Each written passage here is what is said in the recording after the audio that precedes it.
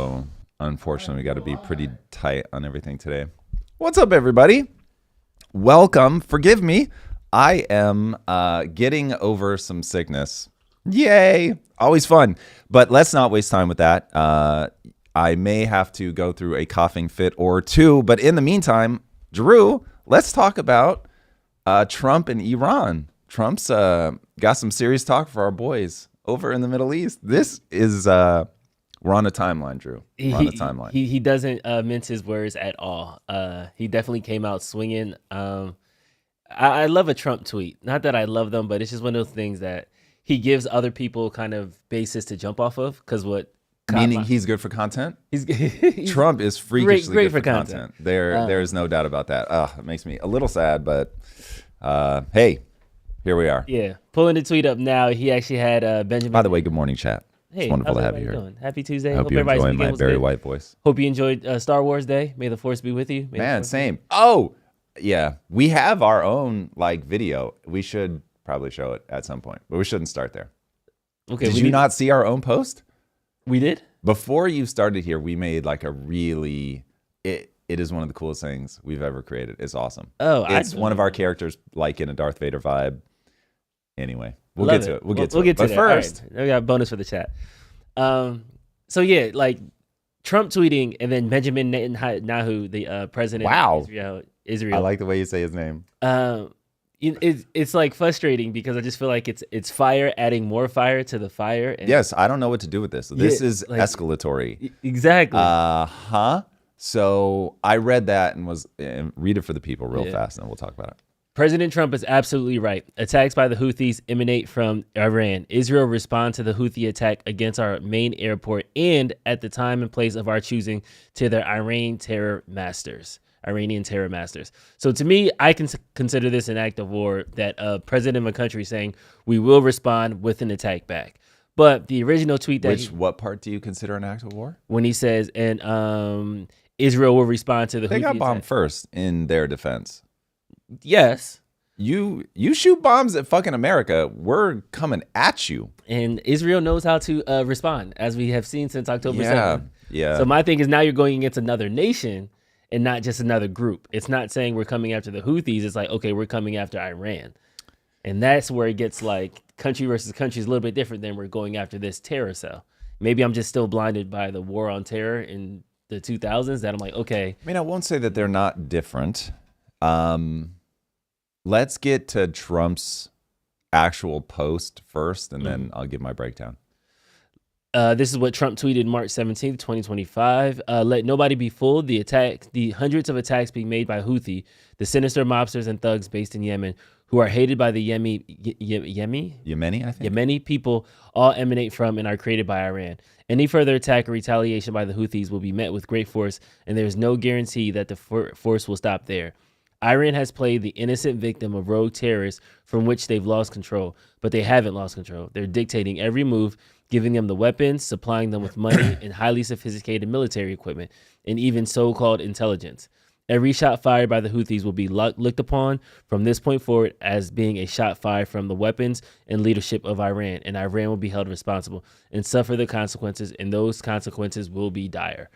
President Donald J. Trump, President of the United States of America. Yeah, I mean, this is coming in hot, man.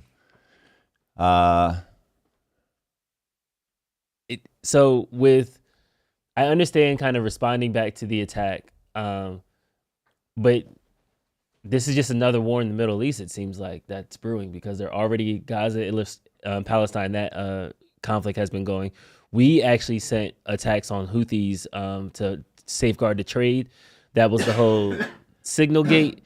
And then now with Israel chiming in saying that they're now going to respond, it seems like this is just like again, as you said, it's just escalatory.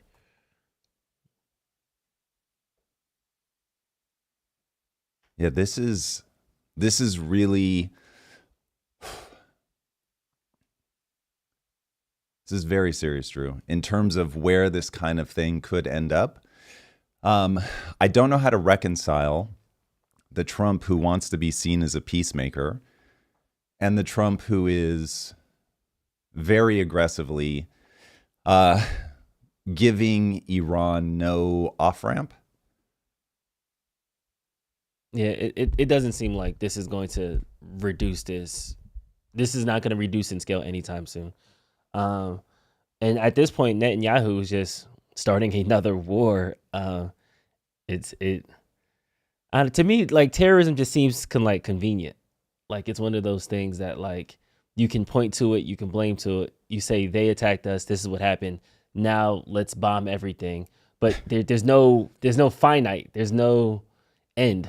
Like Back in the day, it was kind of like when somebody shot somebody's friend, then the other gang will shoot their other friend, and before you know it, it's a gang war. And we always say that's stupid. You shouldn't do it. You shouldn't escalate. But when it comes to like the country level, it seems like those rules kind of change, and now it's allowed to be tit for tat, and it's allowed to be, Well, who do you think is reading it as this is okay? Because you have the exact side versus side take on this that you would expect with the nonsensical gang wars. Yeah. You've got people saying, this is the very thing you can't do.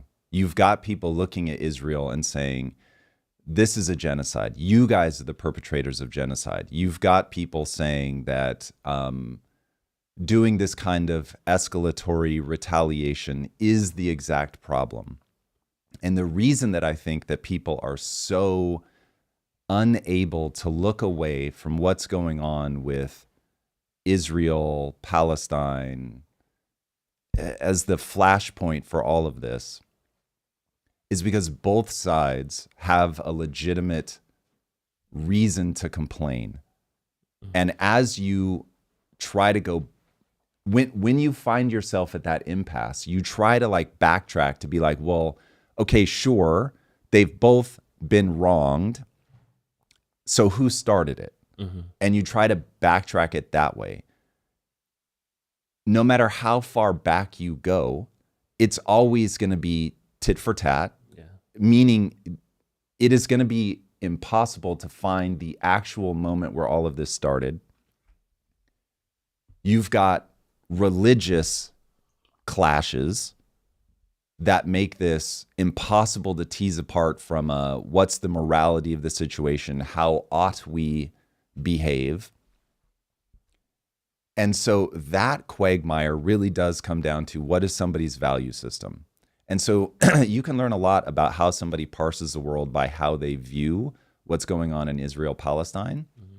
But I think we have to set that aside for a second and look at the way that Trump is responding to this. Because when I read that tweet, I was like, I don't even know that I disagree with him in terms of, I'm certainly not a scholar on this stuff. So it's entirely possible that as I dig closer, I may find myself saying, we're being just spun on Iran, and Iran is not at all what we think they are. But at my current analysis of the situation, you have Iran doing the same thing that Israel does, the same thing that America does, which is fight wars by proxy. Iran has a proxy battle going with Israel. Now, is Iran a proxy for China? There's also that question. This gets nested so fast. Yeah. But setting that aside for a second, just taking one level of analysis for a minute. You've got Iran fighting these proxy battles, using these terrorist groups, pulling that into the light and saying, I, as the president of the United States, am just going to call bullshit. You guys know exactly what you're doing. I don't buy any of the argumentation. Oh, guys, so sorry. Yeah, look, there was a time where they danced to our tune, but that's not true anymore. And these guys have gotten away from us. And Trump just saying, this is total bullshit. This is, I've talked many times about my approach to Hollywood, and I told myself when I was first coming into the more traditional Hollywood system that Hollywood was so known for being bullshit artists that I was going to make my reputation on just telling people exactly what I believe to be true in the moment. And so I would pull into the light, hey, you keep saying that, but I don't think that's true. I think this is true. Just tell me what. I've just said it. We're pulling it. You just made a weird face. Like, say the thing. Why are you doing that? And I like that, but it didn't work. And so there is a question of what's the diplomatic play? How do you leave it? Is it wise to leave them enough wiggle room such that you don't back them into a position where now you get into this escalatory drama of you start saying things that force them to start saying things. Look at the trade war with China. Now, look, maybe the trade war still plays out well. It's early days, but Jesus, there's no guarantee of that. So you're backing them into an escalatory corner. So it will be, I don't want to say interesting, but we're going to find out how it plays out one way or the other. But I do, when I read that tweet, I had a very hard time reconciling, okay, this is the guy who wants to be known as a president of peace, a peace bringer. So will it work to be highly confrontational, to go directly at them, to say, oh, the Houthis just did this, but now we're going to retaliate against you? Am I being spun? So is this about Iran and nuclear weapons, and you need, like what you were saying, you need the excuse? Like the terrorists saying it's just an excuse to now go be headlong against them? So I just don't know that the grab you by the collar, smash the bridge of your nose with my forehead is going to be the thing that allows you to be the president of peace. Okay, period. Now, new paragraph, or maybe new chapter. Peace through strength. At some point, you do have to draw a line. My hypothesis goes that you have to draw a line. You have to say, don't fucking cross this. And then if people cross it, then you go hard in the paint. I just don't think that you become the president of peace by shutting down the diplomatic lanes. And that's what I see in Trump's behavior now. It is all aggression all the time. And when I run the mental model of all aggression all the time, on the other side, it does not look like one never-ending string of peace. It looks like a whole lot of skirmishes.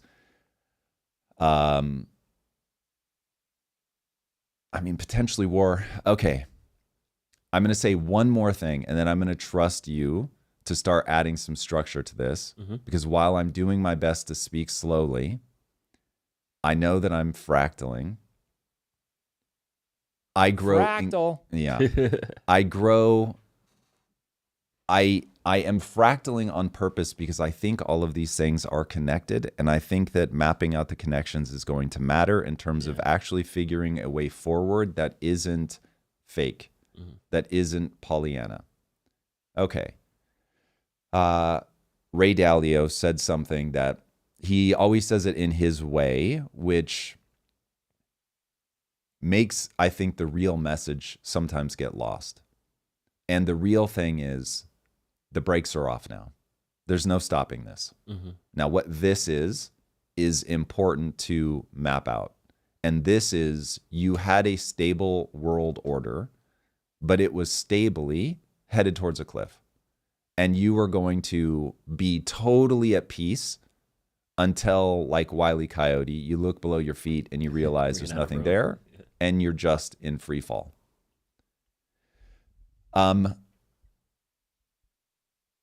Trump gets behind the wheel and yanks the wheel, slams on the brakes, pulls the emergency brake, and now you're spinning. Now you're drifting around a corner smoothly so that you can then accelerate out the other direction? Or are you just spinning out of control and you're going to smash into a wall? You didn't go over the cliff, but your car's still going to explode on impact. That, I think, has yet to be seen, because we're in the moment where we now feel the wheels lock up. Yeah. And so it's too early to know exactly where this goes.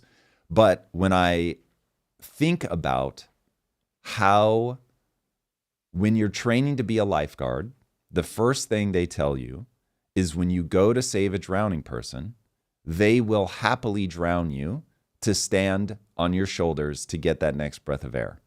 So you have to be very careful. Yeah. And I worry, I need to finish this thought. I worry that what ends up happening is World War III. And there's just so much panic everywhere. you look at what's going on in China.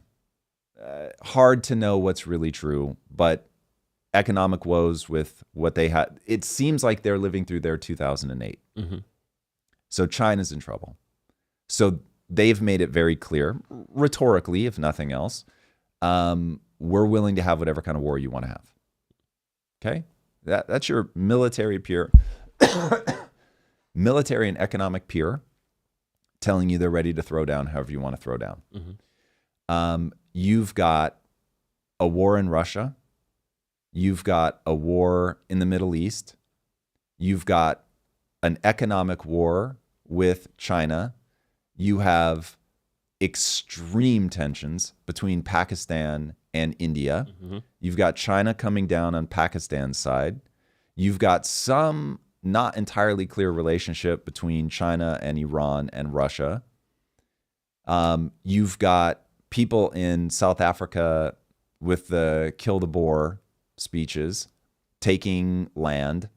There are so many people poised to freak out. And then you look back at the historical loop that's playing out, and you come smack bang against one truth. The moment that this moment looks like is 1930s. Where does 1930s push into? World War II. Yeah. So, bro, like when I hear Trump saying, Iran, we know this is you, being, I'll say not diplomatic. I'm not a diplomat, so hey, maybe I'm just reading this whole situation wrong. This is exactly what you need to do. Great. I would love to be seeing this incorrectly. But for the first time in my life, I'm actually being kept awake by this stuff because I will wake up in the middle of the night and my blood pressure will spike. Because I'm like, whoa, history doesn't repeat, but it rhymes. And this is rhyming with a really gnarly moment in history. Yeah. You said something about the drowning analogy that I wanted to jump on because what I am worried about is Israel is the country that's drowning. And when I mean drowning, not that they're struggling financially, but they're drowning in war. They're in an ocean of conflict. Because to your point, Pakistan and India is right there. If Pakistan loses that, they can lean on their allies that are Iran, Afghanistan, and then that conflict begins to spread out a little bit more. You think that bleeds into Israel? How it bleeds is that Pakistan is then going to look at its allies. Its allies will then have to kind of pony up. Those allies might be in a conflict already. I'm thinking about the same thing with like North Korea sending troops to Russia and Ukraine, where other countries who have nothing to do with it now start to get funneled into the war just because of the allies that their countries, the allyships that their country has. So with the BRICS nations and things like that, what are some of the other countries that might get married into this war? I'm going back to Iran and Israel at this point now. So because Iran is connected to Brazil, Saudi Arabia, China, Russia, what if they ask for resources? What if they ask for it? And then that's going to agitate the U.S. And now we're saying, well, if Russia does something, we have to do something because U.S. is tit for tat. So I'm worried that this is going to become a bigger thing, not because we are necessarily agitating it, but Israel is literally punching everybody in the playground. And eventually those kids in the Middle East are going to punch back, and they have their allies and they have their friends. I just seen this on Twitter. Literally right now I was searching. There was up to 15, some reports say 40 attacks on Yemen last night from Israel.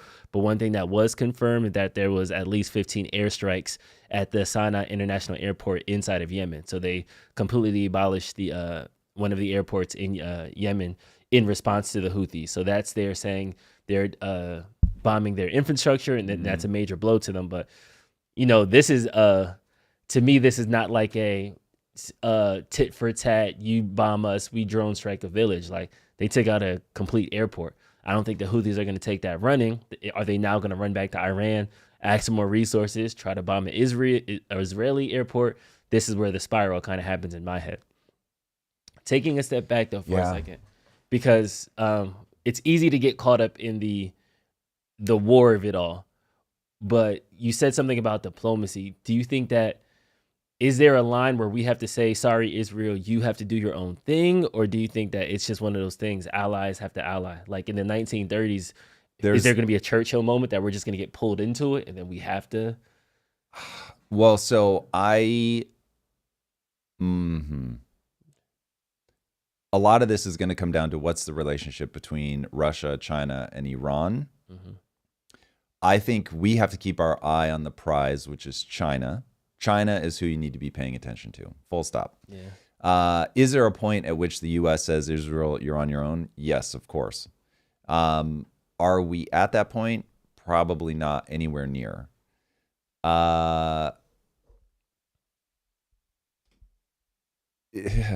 You have to start separating out moral conversations from conversations of total military victory. Because those aren't the same. They're definitely not the same. Not the same. So, Drew, today apparently is going to be a day of fractals. I think, okay, I'm going to justify the fractals for a second, and then this is where you're going to have to produce. And either if chat wants to punch me on something, we can address it. But I can feel my brain trying to come up with a map for this moment. And there's so many pieces that connect. Some of them are probably illusory, and I have to talk through them, either off camera or on camera, to figure out like which ones of these are real, which ones are not. But the moral question versus total victory. In the 70s, the world changed because we put cameras inside of Vietnam and we saw the horrors of war. And suddenly we were like, wait a second, are we the bad guys? You're getting that same thing in the Israel-Palestine conflict. We're seeing so much footage of the death that Israel is bringing that people don't have the stomach for total military victory. But historically, you beat the other side, and you beat them to the point where they were like, I would rather be folded under your government than keep fighting, or whatever the final treatise was going to be. But you killed and killed and killed and killed and killed and killed and killed until there was no more will to fight. And the prolonged like back and forth where we're just like, how has this not been ended? It hasn't been ended because there's never been a moment that it seems like we're living through now, where Israel just says, we've had enough. We're not going to stop. Yeah. We're not going to stop until you just have completely lost your will to fight. And that's going to be nasty. And so, will the world be able to bring enough moral pressure upon Israel to stop? And, Drew, the hard one, are they right to want Israel to stop? Yeah. Now, that one I expect, Q chat, because I think the way that most people, I don't know if this is most people or this is just the far easier argument to make go viral, but I don't know what people hold in their hearts. But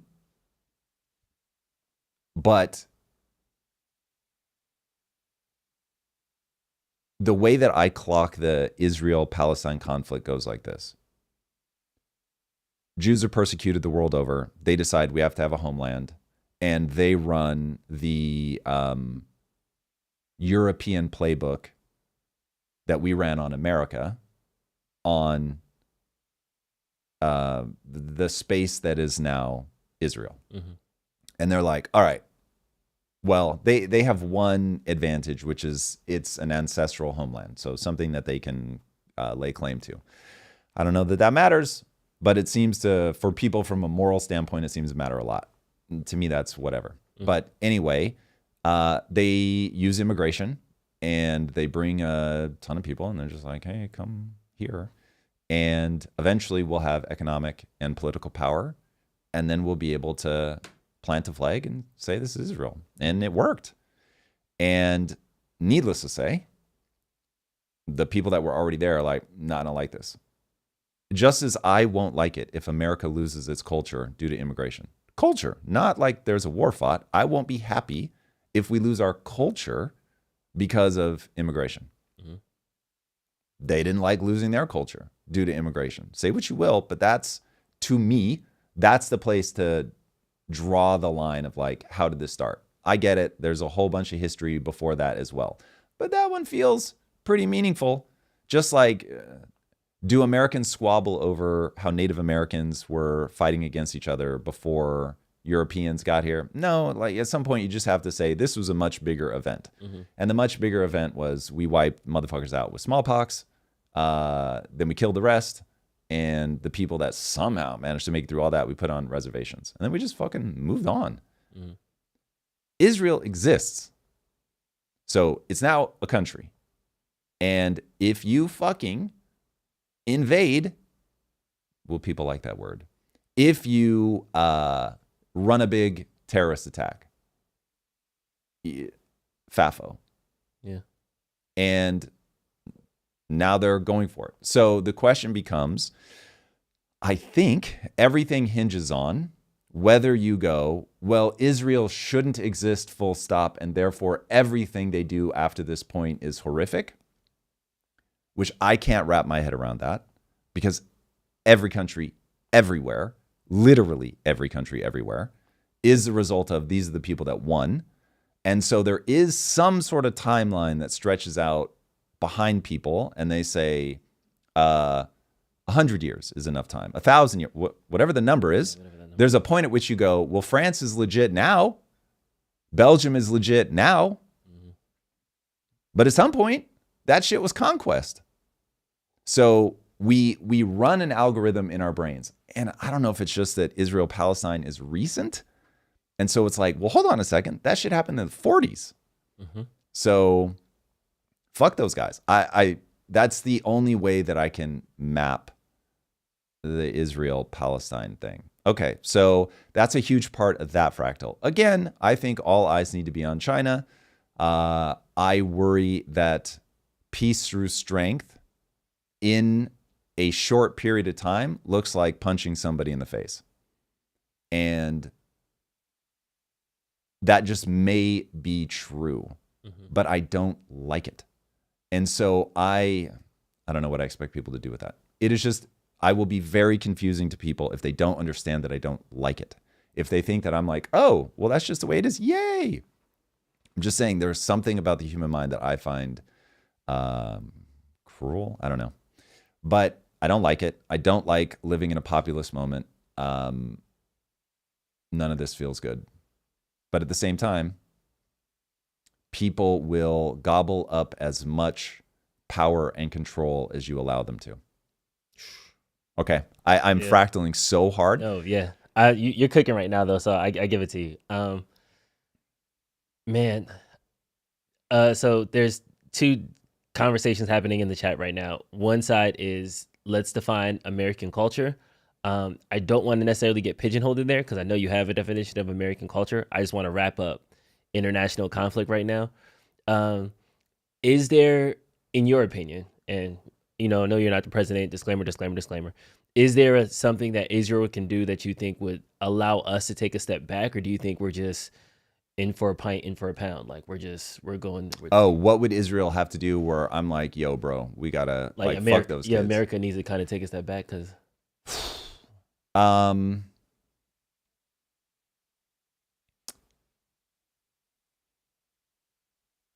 Here, I will give you an extreme example, but this is clearly not, though I get that people are going to characterize it this way. This is an extreme example. This is not the first stop on the train where I'd be like, we have to get off. But an extreme example would be read Mein Kampf. Like, Hitler was just about it. He just said what he was going to do. And so if the official, like, hi, I'm Bibi Netanyahu, I've put out a book, and it's like the Palestinian people are less than human, and we got to kill them. I'd be like, fuck that. So that's not my first stop on the train, but that is just such an easy one to say clearly. Yeah. If they're, I'm not even saying that's not in their heart. I know humans well enough to know when you hate somebody long enough, you really do start to think that they're less than. So I'd be pretty shocked if we had them in an fMRI, both sides, by the way, and we said, is the other side a little bit less than human? You're probably going to see like delay, like they can do all these tests where they'll do a skin color here in the US. And it's like, you just lag a little bit on people that don't have your skin tone for like, should they be helped or what? I forget the exact fucking test, but where you see, oh, they don't have quite the same sense of that person that they do for themselves, just based on some superficial bullshit. Yeah. I have a feeling you would for sure see that. How deep does it go? Great question. But if you start like leaning into they're less than human and you don't feel like you have to hide that shit, like take Ye. Yeah. Bro. He doesn't feel like he has to hide shit. I want him to feel like he has to hide that kind of shit. Yeah. Like if you've got hate in your heart, I want you to be like, hate in my heart is gross. And I need to pretend at a minimum that I don't have this hate in my heart. So anyway, if they lean into that, I'd be like, fuck those kids. Gotcha. Yeah, the only reason I ask that is because with the concern that this is now, I don't say we're picking their fights, but like, if Israel really gets into a legit war with Iran, we're expected to back them. Just like we're kind of expected to back Ukraine with Russia. I don't get that feel from Trump, but that's why I didn't like this tweet. Yeah. Because I don't think Trump is doing it. All right, let me lay out my whole map of why I think Americans get down so hard with Israel. Thing number one, the Jews killed Jesus, but they do share the Abrahamic faith. Mm-hmm. So the New Testament is like part of not a trilogy, but it's The Godfather Part 2. So The Godfather Part 2 is going to have some love for The Godfather Part 1. So there's that. Mm-hmm. Then there's some ducats being thrown around in Congress by Americans who happen to be Jewish that have an affinity for Israel. Money talks. So is there more? There's more to that, almost certainly. I have not built in a map that's more than that. So you have, and then, sorry, there is one more piece. Man, that desert has a lot of oil. And it'd be real nice to have somebody over there that's like our man on the street. So you bundle all that up. There's cultural reasons, financial reasons, oil, stroke. Mm-hmm. Oil isn't just money, to be very fucking clear. The whole world runs on energy. Mm-hmm. So being able to keep your energy costs down matter not just for finances, but matter for modern way of life. So there's that, and then probably a whole host of things that I'm just not aware of. But it won't be easy to break that bond, would be my instinct, because you just have so much cultural momentum. But if you were going to break those bonds, now would be that moment. Because when the world breaks against Jews, they break hard. Mm-hmm. And we're in a weird moment with the populace's relationship to Jewish people, which I fucking hate. Yeah. It's dark. It is. And anti-Semitism is right there. And a critique of Israel shouldn't be classified as anti-Semitism, though. So I do want to make sure we tease those two out. Like, we can critique the president of the country of Israel without saying a damnation to the entire race of people. Yes. So I am very sad that we even have to say that. But yes, you can critique anybody. Yeah, but it's very like finger pointy in that way. And that's what makes this conflict so emotional almost, where it's like we can't get to actual diplomacy. We can't get to actual conflict resolution, because as soon as the critique goes one way, it becomes you're erasing my nation, or on the other side, you're anti-Semite. And it's just like, wait, let's stop throwing labels around and just actually talk about what these people are doing. Yeah, this is why the whole Dave Smith, Douglas Murray thing drove me so crazy. Was, look, there is a meta debate to be had about who should get to talk. Mm-hmm. But there's also, like, he's giving you his arguments. Yeah. Just say why they suck. Just say why they suck. Don't you have like 2 or 3 hours together. Like if you want to lay down a quick, hey, listen, Joe, really wish you would have more experts on. I think experts are a way better way to do this. I admittedly resent as an expert that I have to come on and like defend all this shit. But I get that this guy has cultural relevance, whether I think he should or not. And so, Dave Smith, I hope you feel duly slapped in the face by way of you have no credibility.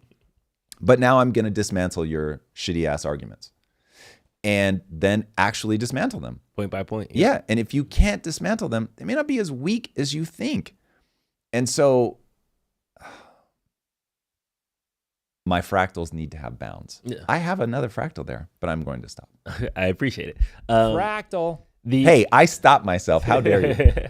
The next conversation then goes to how do we get out of this cycle? Can we Which cycle? This cycle with Israel-Palestine? Yeah, the cycle of war in general. This war Jesus. Cycle around the war.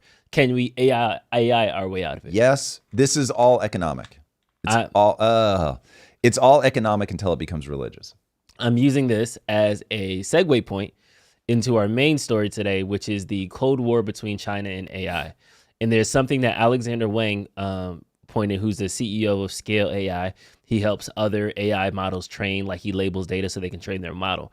But he said something in his TED Talk last year where he said, if China advances rapidly in AI and deploys AI in their military and cyber operations more effectively than the US, they can infiltrate our systems. Yeah. The reason I want to call this out is a lot of people think we can AI our way out of conflicts, but isn't it almost seems to me kind of as like a race, because the first person who figures out AGI, ASI, A asterisk I, they will then be able to essentially take over other military systems. They'll be able to rule until somebody can kind of catch up. So is that the silver bullet that can help us, or is that just going to break bad and turn us into a one world, new world order, and now America's a monolithic government that takes over?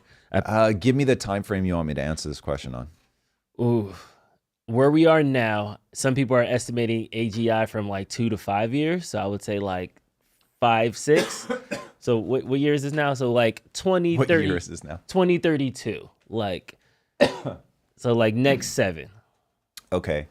Next 7 years, I don't think you're not going to have ASI. Forgive me, we have to upgrade our cough drop here.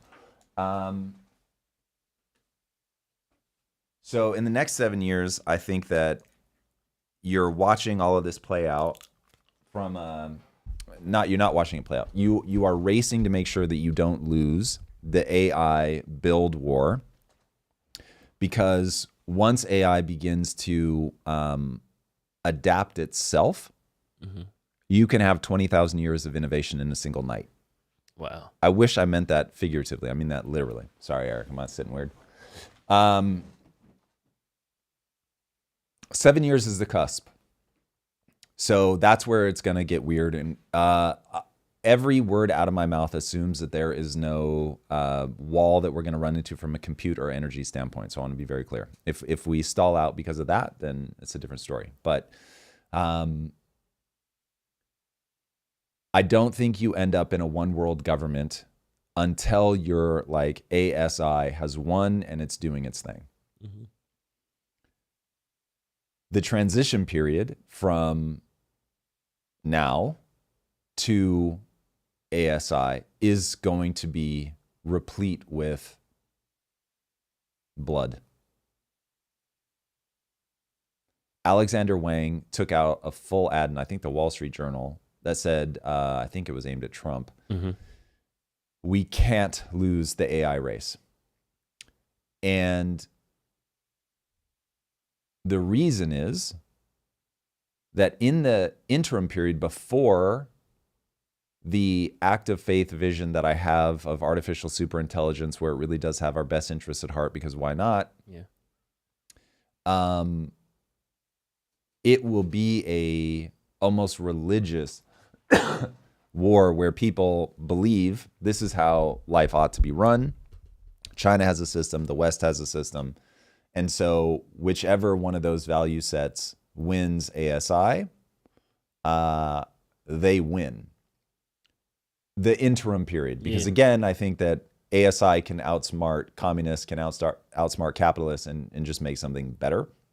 So Gustavo asks a good question. Because this is like an AI race, there isn't going to be just one ASI AGI. Like if we are all sprinting to this finish line, what if our system goes online June 1st and China's goes online July 1st? Do you think those two things will be like communicating or integrated to each other? Or No. Would there be, so what? Yeah.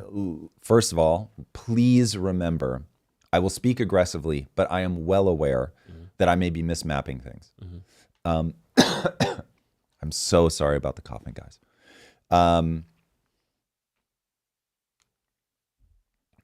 Imagine that there are 20,000 years between June 1st and June 2nd. That doesn't even sound real. That's crazy. So once you internalize that, you realize this is almost certainly a winner takes all. Yeah.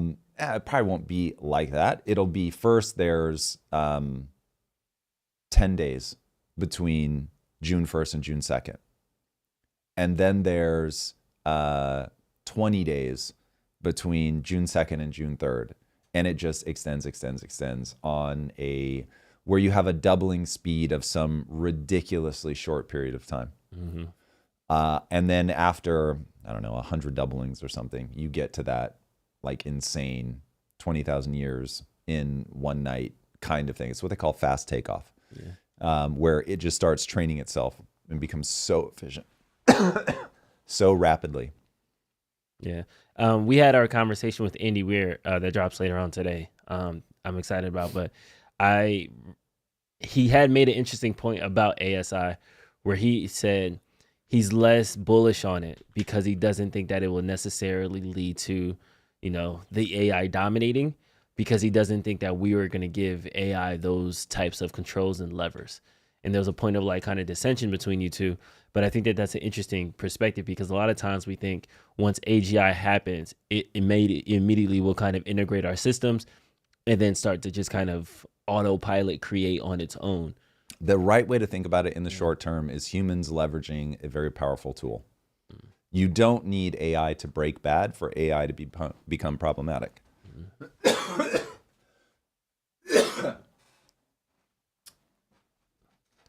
Cough medicine's wearing off, Drew. Might have to re-up. Yeah. So going back to the Cold War that we're facing with China right now, it's pretty much a sprint to the finish line. And Alexander Wang kind of sounded the alarm in late 2024. This was before DeepSeek was even on anybody's radar, saying that they had a Chinese model coming.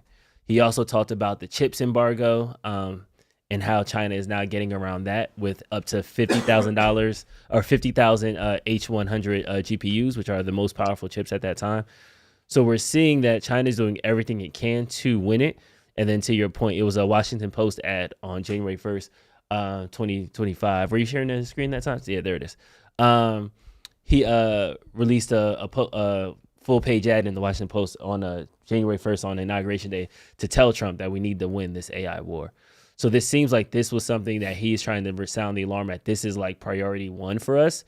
Do you think with all this rumors of wars and things like that, should AI take precedence as like the number one thing that can change the next couple years? Or some people are calling AI a bubble. I don't understand how, but is this something that should be reasonably allocated along with the other things like de-escalating the war in the Middle East and with Ukraine, Russia, and stuff? Life as we know it is a reflection of the power of intelligence. So think about where we were 200,000 years ago.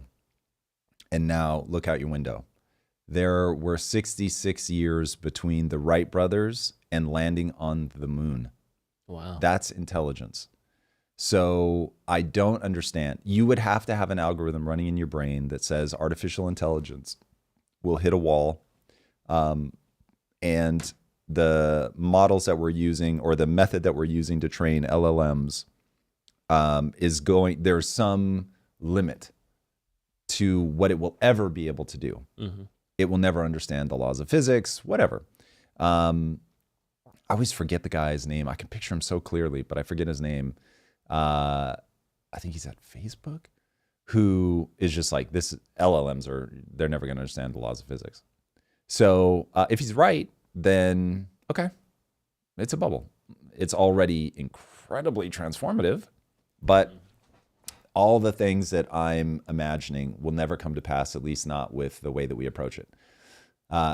If he's wrong, and you really can detect the patterns that make the laws of physics, and so you just set this thing loose to, just like right now, what it can do with protein folding, crazy. We just did an interview with Ben Lamb. It is, despite me interviewing a sci-fi author about AI, the most sci-fi interview I've ever done is with Ben Lamb around what's possible right now today. Yeah. So it seems absurd to look at the state of AI and be like, meh, this isn't really anything. I don't understand. We're already able to do things that are crazy. And if AI tapped out right now and you just let humans use it for the next 5 years, I think the world is already going to be unrecognizable. So that strikes me as a bizarre take. Yeah. And then in other AI news, I thought this was hilarious. I'm not even gonna give this context, chat. I want you guys to kind of check it out, and we'll watch this together. But Zuckerberg is doing it again, and introducing personalized AI friends Really, to complement your real I think ones. as the personalization loop kicks in and the AI just starts to get to know you better and better, I think that will just be really compelling. One thing just from working on social media for a long time is there's the stat that I always think is crazy. The average American, I think it's fewer than 3 friends. 3 people that they'd consider friends. And the average person has demand for meaningfully more. I think it's like 15 friends or something, right? I guess there's probably some point where you're like, all right, I'm just too busy. I can't deal with more people. But the average person wants more connectivity, connection than they have. So there's a lot of questions that people ask of stuff like, okay, is this going to replace kind of in-person connections or real-life connections? And my default is that the answer to that is probably no. I think I think that there are all these things that are better about kind of physical connections when you can have them, but the reality is that people just don't have the connection and they feel more alone a lot of the time than they would like. So I think that a lot of these things that today there might be a little bit of a stigma around, I would guess that over time we will find the vocabulary as a society to be able to articulate why that is valuable and why the people who are doing these things are like, why they are rational for doing it and how it is adding value for their lives. But also I think that the field is very early. So, it's like, I think, there are a handful of companies and stuff who are doing virtual therapist and,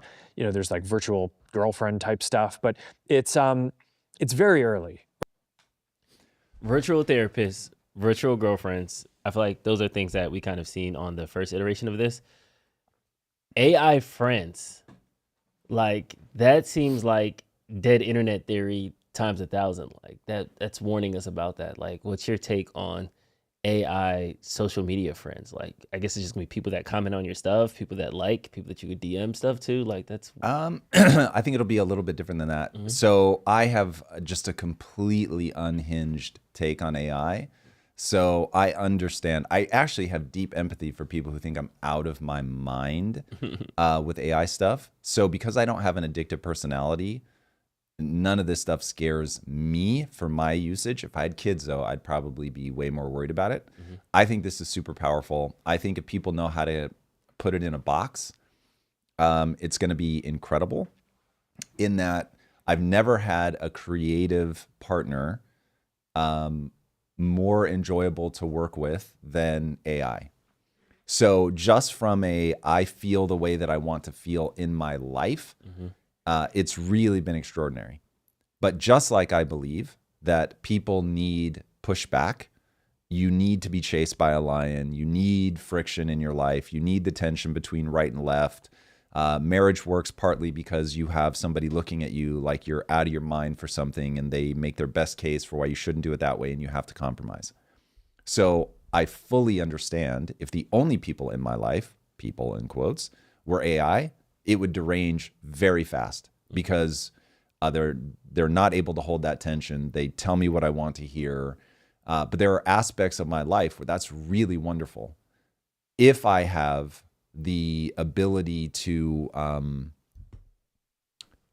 have good taste. So when Impact Theory first started doing comics, I hired a writer's room because I was like, I don't scale. I have to run this company. And so I'm going to just accept that my life isn't going to be about actually click-clacking on a keyboard. It's not going to be directing movies. It's going to be running the studio. And I was perfectly fine with that. Brought in writers and found the whole experience just devastating. I was so frustrated because I found that I was constantly having to compromise on the story that I wanted to tell. Now, partly that was the structure of I had to be able to walk out of the room and know that it was still being written. So if I were the lead writer, then it might have been very different and I could just tell people, fall in line, go execute on this thing. But one of the lessons you learn as a CEO very quickly is if you want people to actually do good work, you don't turn them into a pair of hands. So you create the space to get the best out of them and then you let them create. And so as a writer, though, I found that really maddening because all of the stories were stories that I had come up with, and they were losing the thing that made me fall in love with the story as it became this sort of horse by committee.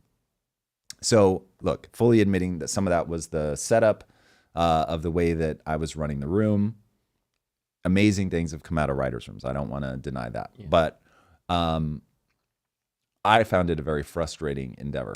And so working with AI, all of that goes away. I've got somebody that I know is a yes man. Cool. So knowing that I can't count on them to check my bad ideas, but I can count on them whenever I get stuck to come up with ideas or to see something that I'm missing. And oh my God, has that been powerful. So when I look at that and I think, oh, this is going to get smarter, this is going to be like a friend, I hope, in that it can hold that tension, that I can give it its own personality, its own wants, that I can now create that dynamic tension.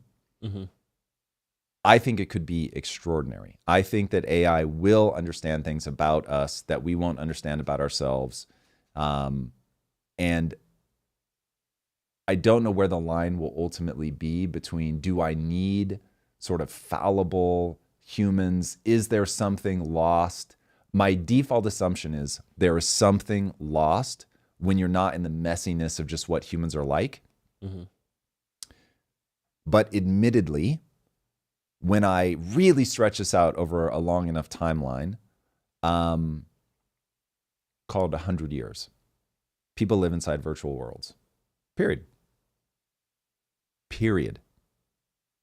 Full Ready Player One. Ready Player One is real world. Yeah. I pop into a virtual world. I'm saying in 100 years, you live in a virtual world. So I don't even unplug anymore. Correct. Full Matrix pods.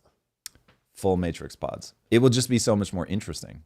And then the question, the real thing is how much of this becomes truly virtual humans? I don't know. But probably a lot. Because the end game, from your perspective, is that it's we're going to end up becoming some type of 50-50 collaborative organism where you will pass through a 50-50 collaborative organism on your way to something completely synthetic. That's crazy. Some people will opt out of it, though. So it's going to bifurcate. You're going to have people living on Mars. You're going to have people living under the oceans. You're going to have people living in the forest that don't want anything to do with technology. You're going to have people that become completely digital.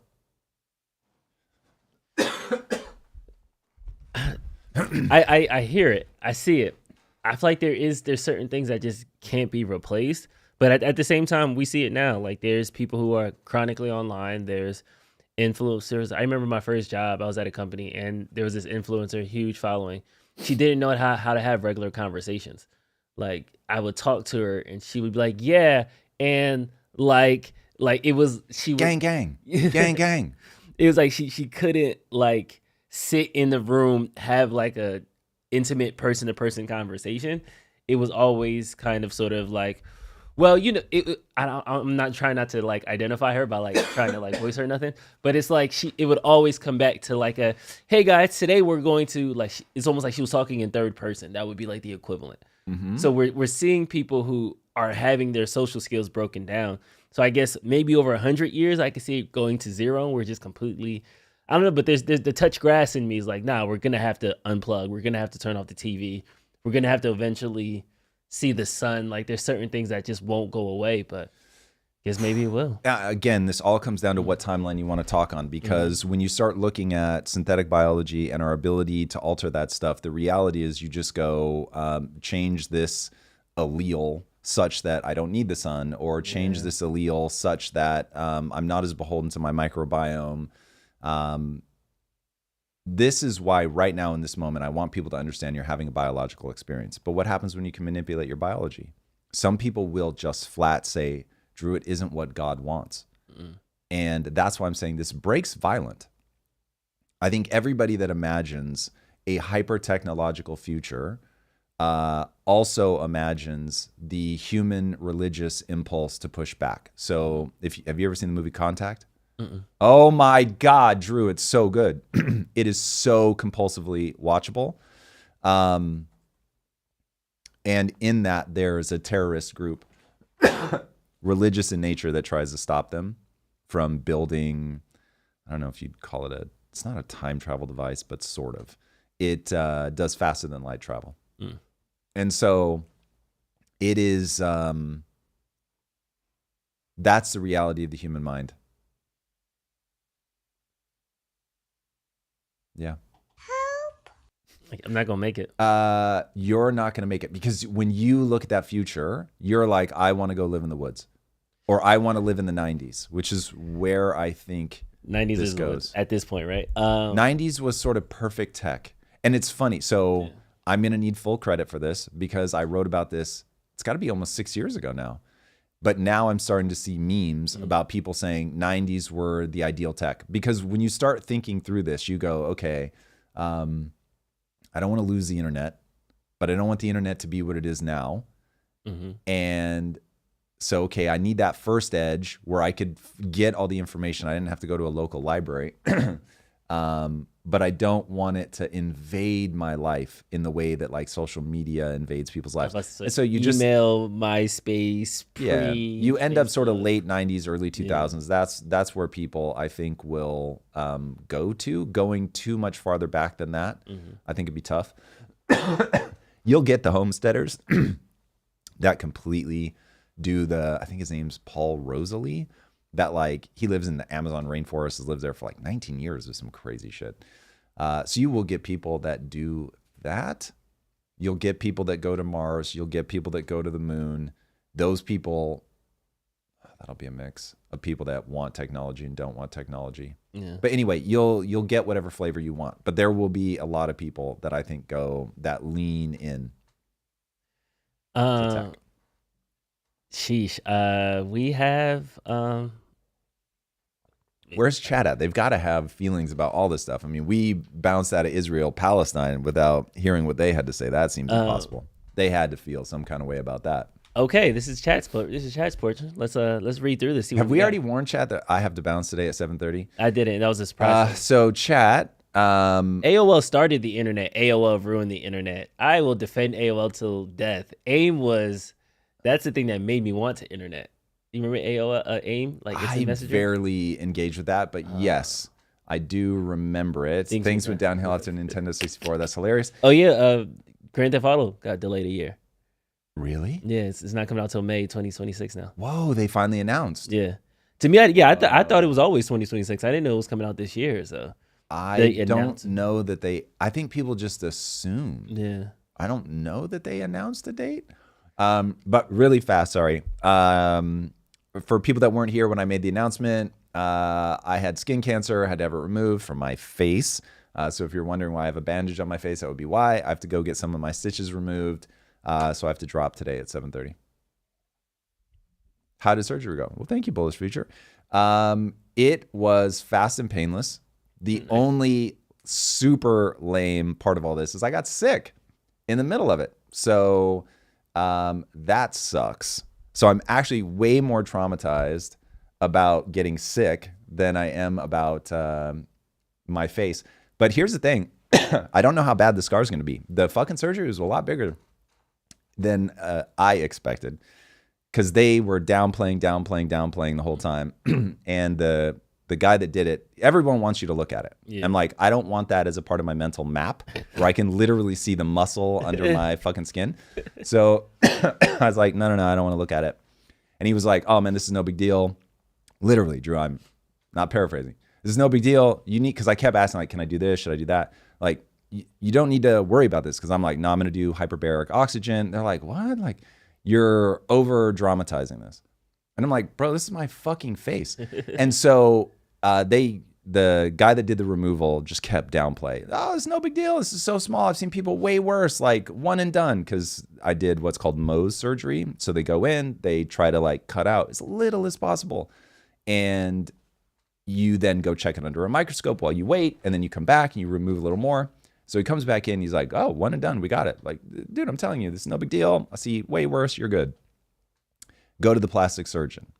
Plastic surgeon, she's like, oh, you want to look? Nope, don't want it as a part of my mental map. She's like, oh man, you're good. Like, trust me, this is small. I've seen way worse. Like the angle that we've matched, like how you'll age, like it's going to be great. No problem.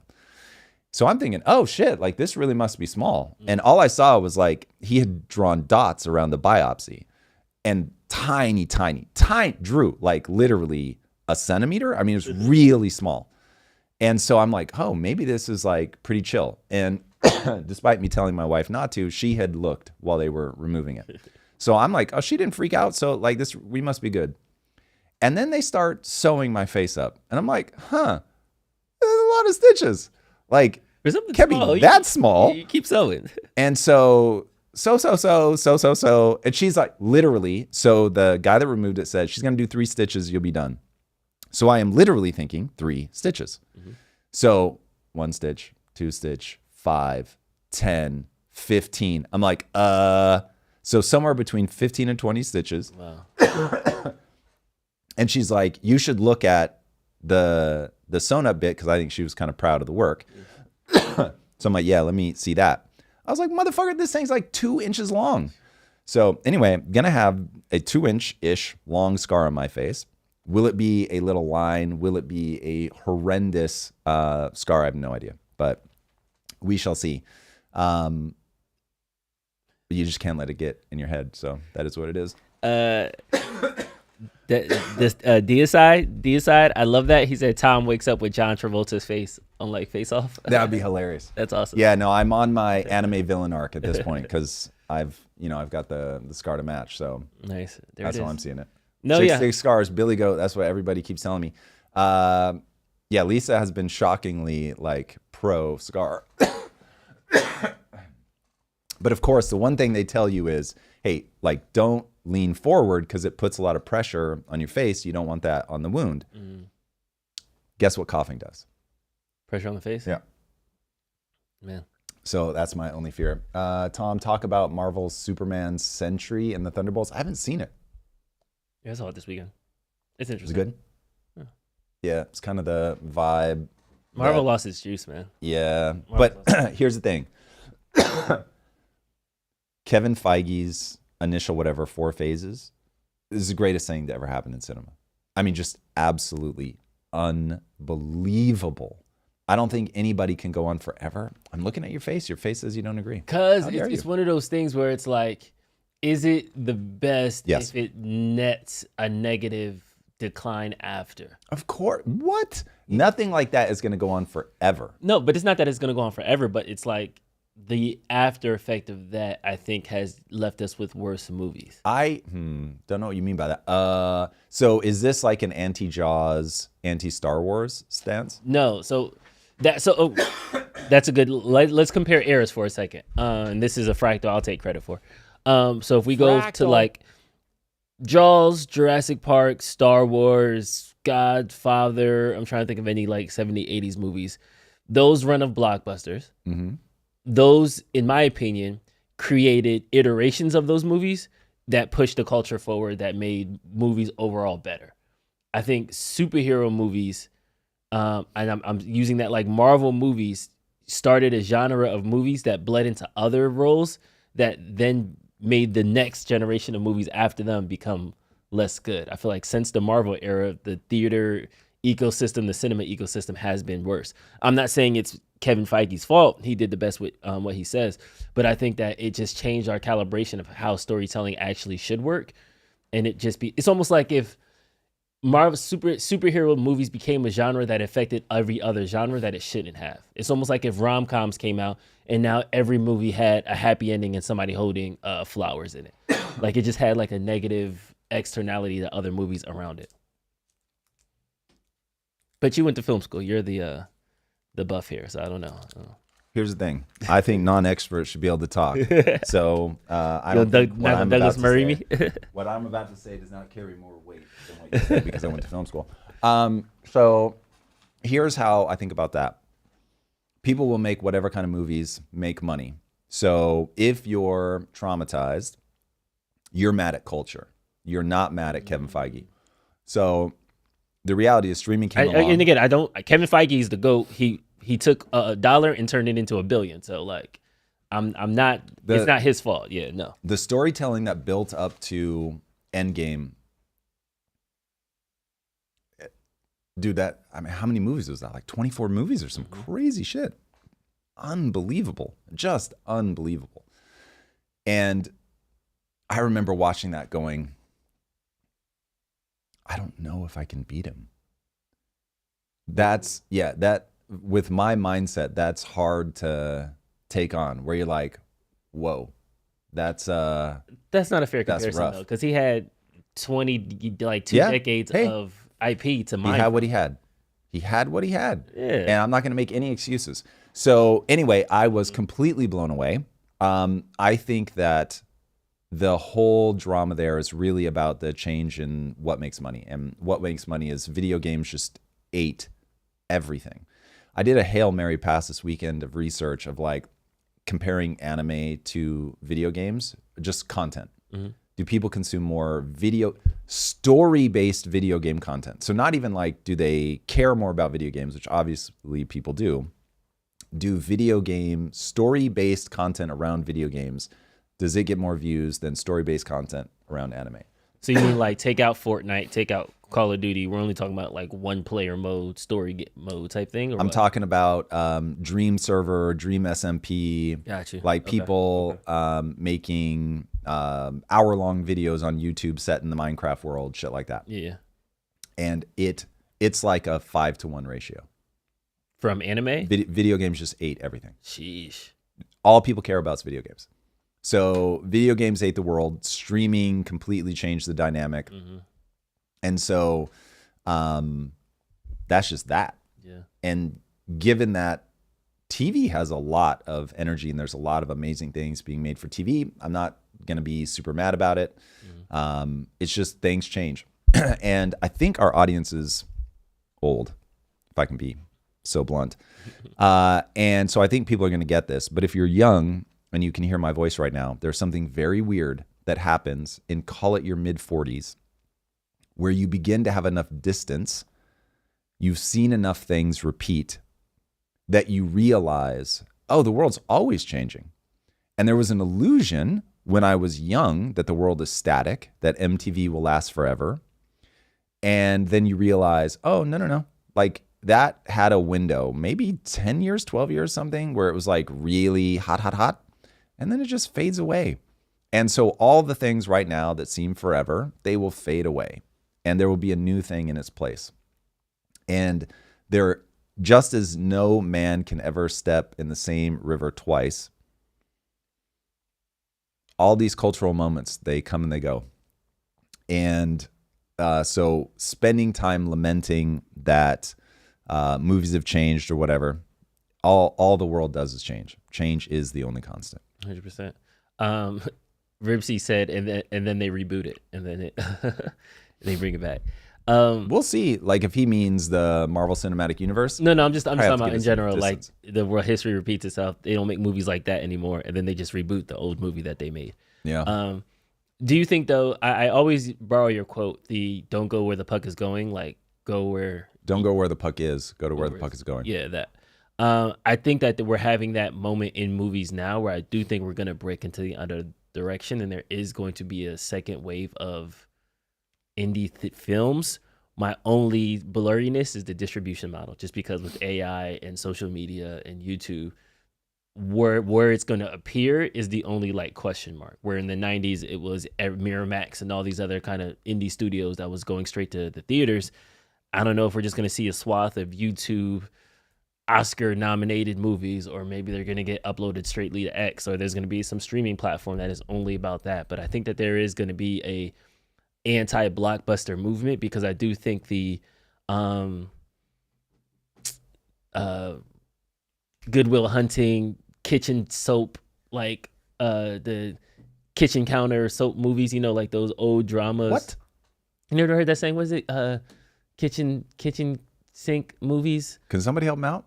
Y'all ever heard that saying, like kitchen?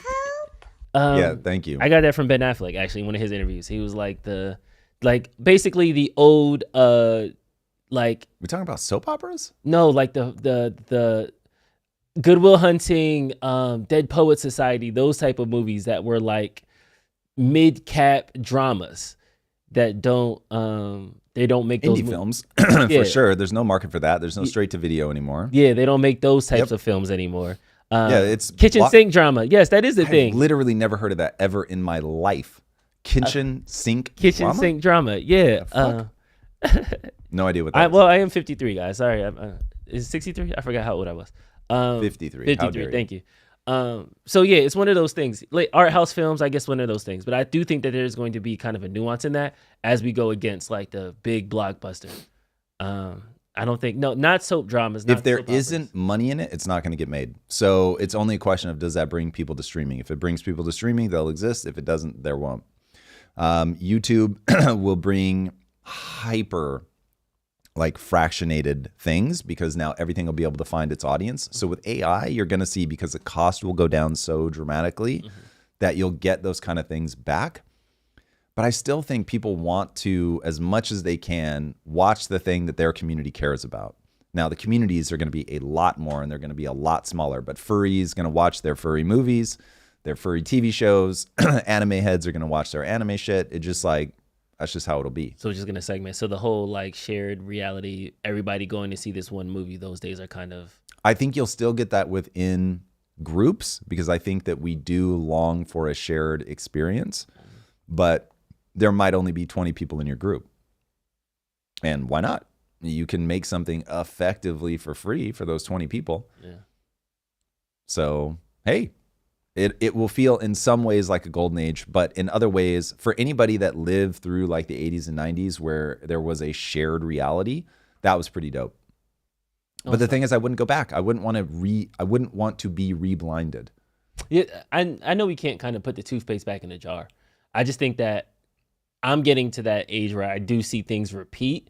So I don't think that, or how do you say history doesn't repeat, it rhymes? I feel like it repeats. Fashion is the indicator for me. Baggy jeans were whack, then they were cool, then they were whack again, and now they're cool again. So I feel like... that, there's just only so many shapes, only so many textures that are functional. So that one you probably have a tighter thing to deal with.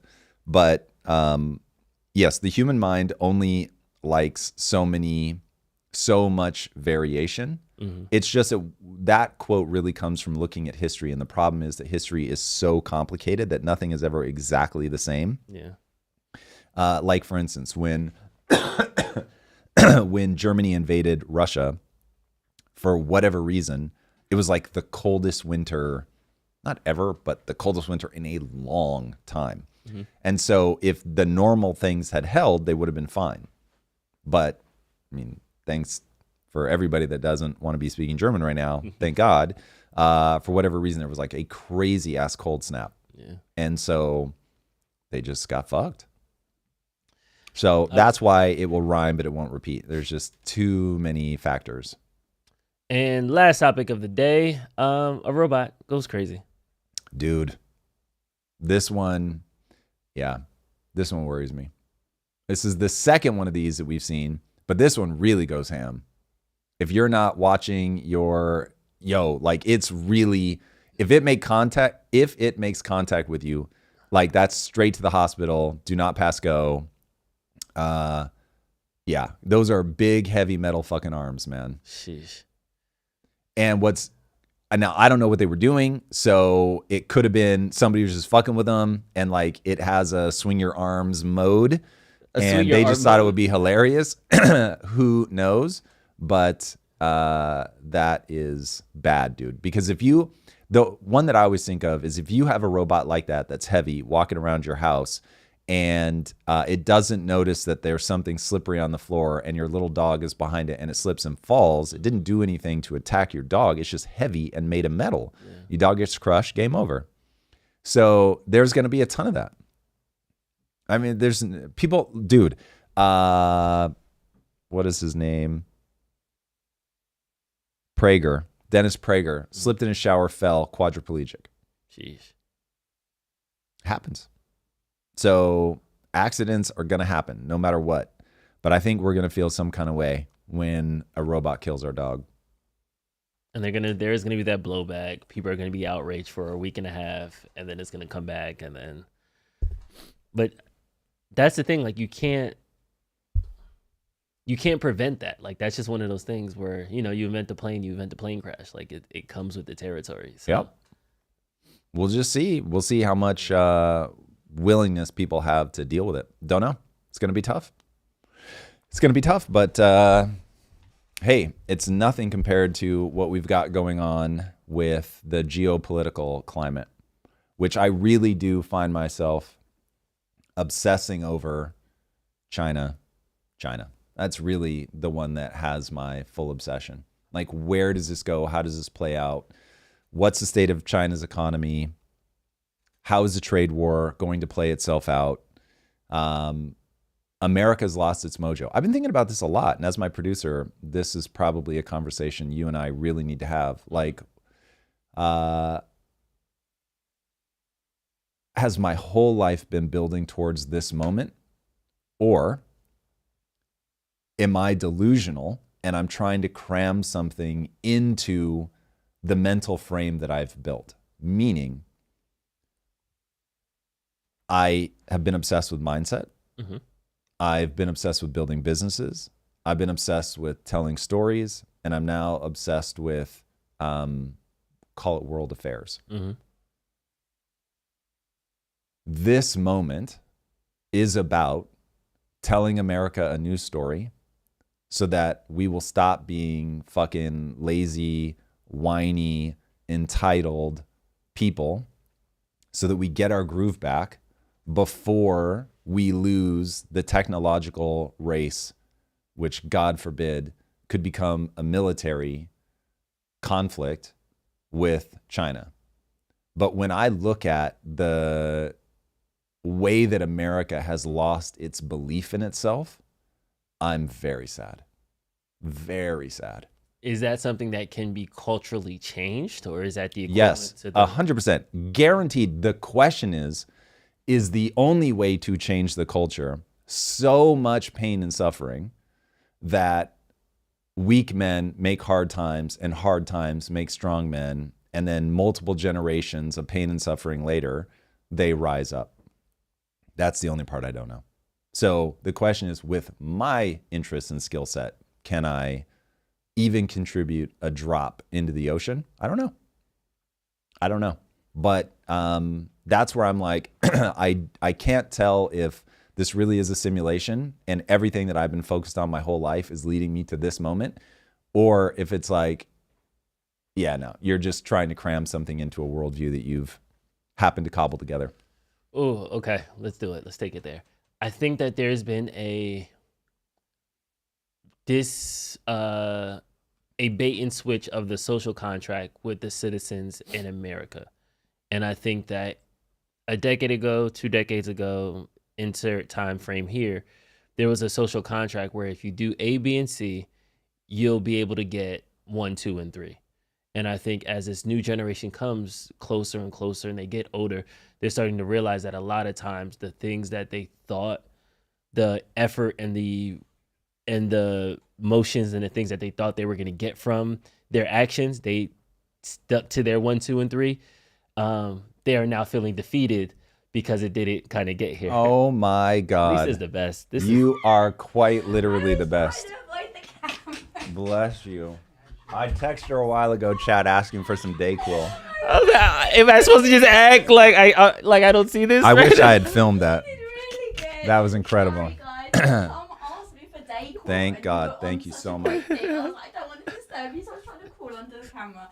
All right, that didn't work. What up, everybody? Oh. Good morning. Thank you so much. You're welcome. By the way, just really fast, applause. Can we do some claps? My wife has been so over the top to help me through this weirdness that I've been in. Cheers to you. Everything you've helped me with, including crawling across the floor to bring me Dayquil off camera. That's insanely thoughtful. My pleasure, baby. I'm very grateful. You have food as well. Thank you. Thank you. Thank you. Thank you. Thank you. All right, bye, everyone. See ya. But yeah, that social contract that some people think they're broke. If I go to school, if I work hard, I'll do all these things, and that's not like possible anymore. I remember last thing, and I'll give it to you. I remember when I first moved to Arizona in 2014. I had to pick up like a side gig to pay for the move and everything like that. So I used to like moonlight at Starbucks. And I remember the assistant manager at Starbucks and his wife, who were a teacher, they had a house and one of those like casitas, like the house in the back of the house, like the Guest house. Guest house, yeah, in the back. And this wasn't the most nice area of Starbucks. This was kind of it. So it was one of those things where it's just like, wow, in Arizona, you can work at a Starbucks. Your wife could be a teacher. You can get a house. And I'm sure there's a place in Alabama that's like that. I don't know. But it seems like that promise of like, if you just take care of your family, get married, you can then prosper in these ways. The goal line post is kind of shifting and shifting. And it's making it harder for people. And instead of rallying up and saying, we're going to rock it, a lot of people are just like, they're getting tired. They're getting sad. They're losing the fight. Okay, I want you to imagine a world where you live in a village and you're told over and over and over, you are safe from lions. We have solved all these problems and you guys can just relax and enjoy your lives. We've got everything under control. And then one day, Drew, a pride of lions comes through town and just fucking kills and kills and kills. And your whole world, you realize, oh, this has all been a lie. I've been at risk this whole time. And we could have been doing something differently, but we didn't. How do you respond? That's the moment that we're in. Bad things have been done to your economy. People have been screaming about it for a long time, but nobody could wrap their head around what it meant to borrow your children's future. I've been hearing that since like the 90s for sure, maybe in the 80s, and I was just too young to like understand what they were saying. But they kept saying, we're stealing from our children's future. They're stealing from our children. We are stealing from our children's future. And it's all true. But what do you do now? And what I see now is, one, people cannot get their head around the reality of what's happening. Like, the more I think about Gary's economics, the more angry I get at Gary. Now, Gary is a product of his time, but all he's doing is screaming about how hurtful it is that we've just been attacked by the pride of lions. Yeah. But now, motherfucker, you need to do something about it. So it doesn't matter that it's not your fault that it happened, but nobody can save you. Nobody can save you. It's not that they won't. Nobody can save you. You have to do something yourself. And I want to bring that energy back. I want to get people to be like, oh, word, yeah, this is all trash. I cannot believe that this is the loop of prosperity goes. We borrow and borrow and borrow and borrow and borrow from our children's future, constantly kicking the can down the road, down the road, down the road, down the road, down the road, until the road ends and we fall off the cliff. And it's super predictable. You can look back in history, and this is just what humans do. Prosperity always leads to this downfall. And I want people to look at that and go, okay, this is where we're at. And I'm going to do something about it. I'm going to do something about it in my own life, because I'm going to take ownership. I'm going to realize that I can make myself strong, and that I'm not going to look at people that scream at the world and say, you owe me something, because it doesn't work.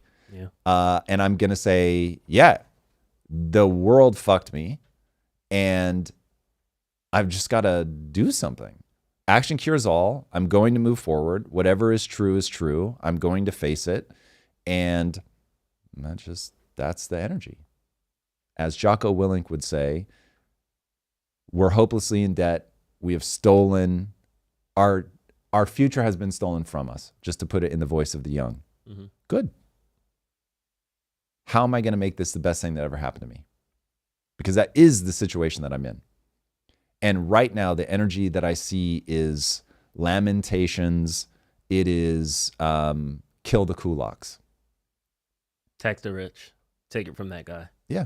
With just an absolute lack of understanding of how the game works, how the economy works, how you actually get things moving in the right direction again. It's almost like we need like a learning series. Yeah, I will admit Drew's been really pushing me to do this. Yeah. Right, we got to go.